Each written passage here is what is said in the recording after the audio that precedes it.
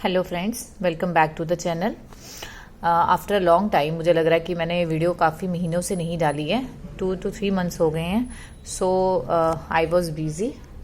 सो आज मैं कोशिश करूँगी कि अब मैं अपनी वीडियोस कंटिन्यू डालूँ। आज का हमारा टॉपिक है वो है न्यूबार चैम्बर, जिसको हम हेमोसाइटोमीटर भी कहते हैं। सो न्यूबार चैम्बर जो है वो काउंट करने के लिए होता है WBC। हम WBCs को काउंट करते हैं इसमें। सो सबसे पहले हम डेफिनेशन पढ़ लेते हैं कि हेमोसाइटोमीटर होता क्या है। What is haemocytometry? It's a measurement of blood cells manually by wet mount. Wet mount के थ्रू जब हम सेल्स को काउंट करते हैं उनको बोला जाता है haemocytometry. And this count is done manually. इस काउंट को हम मैन्युअली करते हैं, खुद काउंट करते हैं। So haemo means blood, cyto means cell and metry means measurement. So this one is hemocytometry. हेमोसाइटोमेट्री का इंडिविजुअल मतलब बताया है, तो इट मीन्स हेमोसाइट्री का मतलब क्या होता है? Blood cells measurement. तो इसका प्रिंसिपल क्या रहेगा? होल ब्लड, जिसको हम एंटीकोगुलेटेड ब्लड है बोलते हैं, is diluted with appropriate dilution fluid. Dilution fluid कौन सा लेना है? हमने WBC डाइल्यूशन फ्लूइड लेना है। सो इसका प्रिंसिपल ये करता है कि जब हम होल ब्लड, जिसको हम एंटीकोगुलेटेड ब्लड जो होता है, उसको हम डाइल्यूट करते हैं appropriate amount of dilution fluid से। डाइल्यूशन फ्लूइड कौन सा होता है? WBC। जब हम इसको फ्लूइड को मिक्स करते हैं तो दिस ब्लड जो है वो क्या करता है, इसमें जो RBCs होते हैं वो लाइज हो जाते हैं और जो WBCs होते हैं उनको कलरेशन हो जाती है, जिसकी वजह से हम न्यूबार चैम्बर में आसानी से WBCs को काउंट कर सकते हैं। सो यहाँ ये वाला पोर्शन नहीं लिखना है।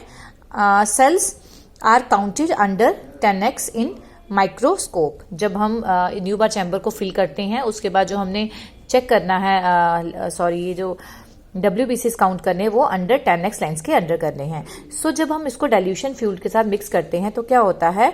Which lyses red blood cells and give colour to WBCs and allow WBCs to count under 10x। ठीक है, अब सबसे पहले हम लिखेंगे स्पेसिमेन। स्पेसिमेन मीन्स चीज क्या चाहिए जिसकी वजह से हम ये काम कर सकते हैं WBC। तो स्पेसिमेन में क्या आएगा? हमारा EDTA और एनी एंटीकोगुलेटेड वेनस ब्लड। कोई भी EDTA ब्लड चाहिए या फिर हम कह सकते हैं एंटीकोगुलेटेड ब्लड चाहिए। कहाँ से? कैपिलरी ब्लड भी चलेगा या वेनस ब्लड भी चलेगा। रिएजेंट क्या चाहिए हमें? WBC डाइल्यूटिंग फ्लूइड और टर्क सोल्यूशन भी हम कहते हैं। So what is WBC diluting fluid या टर्क सोल्यूशन?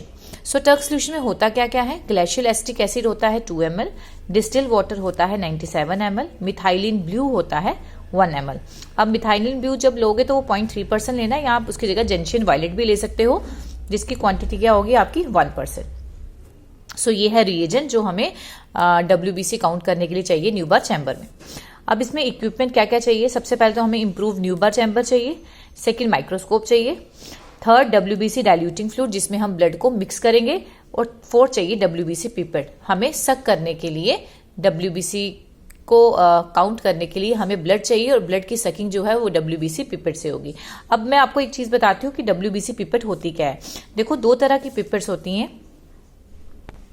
एक तो पिपेट होती है WBC और एक होती है RBC। अब WBC पिपेट की क्या निशानी है? देखिए, ये जैसे सिंपल हम हेमोग्लोबिन सालिस मेथड से जो हम HP पिपेट यूज करते हैं ब्लड सक के लिए, वैसी ही होती है, बट यहाँ से इसके बल्ब की तरह शेप होती है बीच में से, एंड आगे चला जाता है। और जो एंड पे जो ये टीथ है, यहाँ पे एक टीथ लगी होती है जिससे आप सकिंग करते हैं, माउथ से भी कर सकते हैं और रबर से भी कर सकते हैं। ये कौन से कलर की होती है? This one is white colour. अगर ये WBC पिपेट, जो भी पिपेट होगी, अगर उसके एंड में जो उसकी टीथ है व्हाइट कलर की होगी तो ये कौन सा है?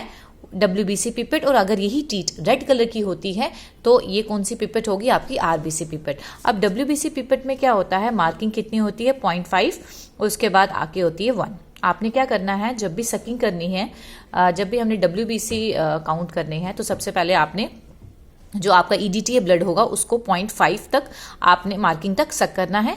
उसके बाद आपने क्या करना, आगे से टिप क्लीन कर लेनी है, और फिर 1 मार्किंग तक आपने WBC डाइल्यूशन फ्लूइड को मिक्स करना है। जैसे आप फिर आपने टिप जैसे आगे डाइल्यूशन फ्लूइड होगा उसमें सक करने लगोगे तो ये जो ब्लड होगा पीछे जाता जाएगा और डाइल्यूशन फ्लूइड है। जब यहाँ तक आपकी सकिंग हो जाएगी तो आपने यहाँ तक लाना है सारा मटेरियल। उस WBC पिपेट को आपने इस तरह से ऐसे ऐसे करके इसको रोटेट करना है। रोटेट करोगे तो यहाँ पे वो अच्छे से मिक्सिंग होगी।